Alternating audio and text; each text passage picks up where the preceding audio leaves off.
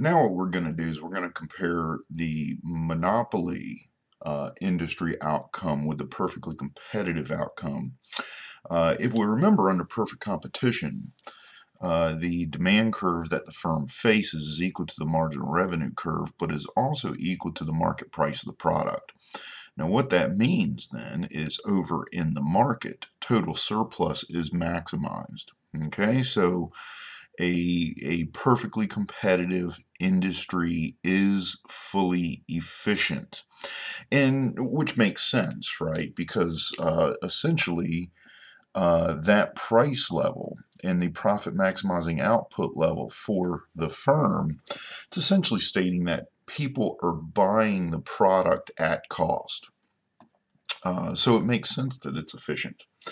There's no waste. Uh, Having said that, it's a different story for monopolists. So let me just redraw a monopoly graph here. Okay, so we've got Q, we've got P. They face the market demand for the product, marginal revenue, and I'm not going to put in the average total cost curve, but I do need the marginal cost curve in order to show this. What I just said earlier was that perfect competition, it makes sense that it's going to be efficient because people are purchasing the product at cost. But under monopoly, that's not true.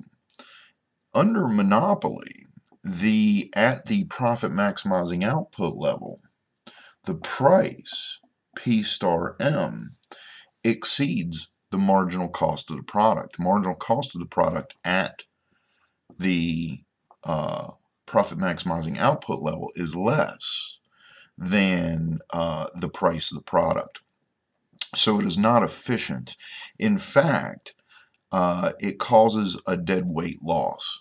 Okay, and this represents the dead weight loss. Also under monopoly, consumer surplus is going to be less than it would under perfect competition, and producer surplus would be more than it would under perfect competition. So essentially what's happened is that the producer has lost a little bit of surplus due to the dead weight loss of the good, but they've more than gotten that back by absorbing some of the consumer surplus. So effectively, by charging a price above marginal cost, the monopolist has moved consumer surplus over to itself. Now all this begs the question, if a monopolist is inefficient, why does the government not only allow monopolies to exist? Remember, this is a patent monopoly. This is a firm that has a patent on a product.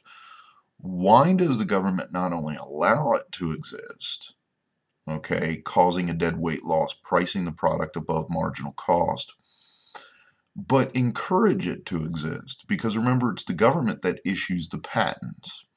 Well, think of it this way. If this company weren't allowed to patent this product, the product would probably never exist.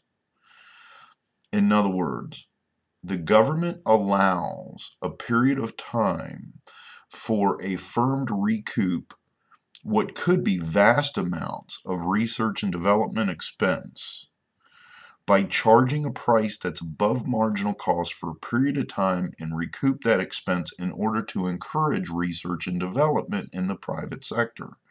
I mean, think about all the stuff around us today that we wouldn't have had a firm not been able to recoup the expense of the research and development that goes into that product. Literally, hundreds of millions of dollars are spent on research and development on drugs. Firms have to be able to recoup that research and development expense, or they're not going to have an incentive to perform that research and development.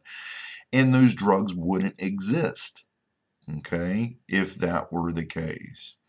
So a monopoly industry produces a dead weight loss which is not efficient, but we can explain away that dead weight loss by saying that the fact that research and development is being conducted and new products are being designed and produced more than outweighs the loss in total surplus to society due to the dead weight loss. And remember, once the patent expires, this product becomes perfectly competitive.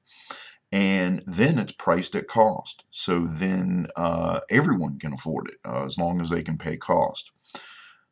So monopoly in and of itself is inefficient, but we allow it to exist because if we didn't, we wouldn't have new products, innovative products, etc.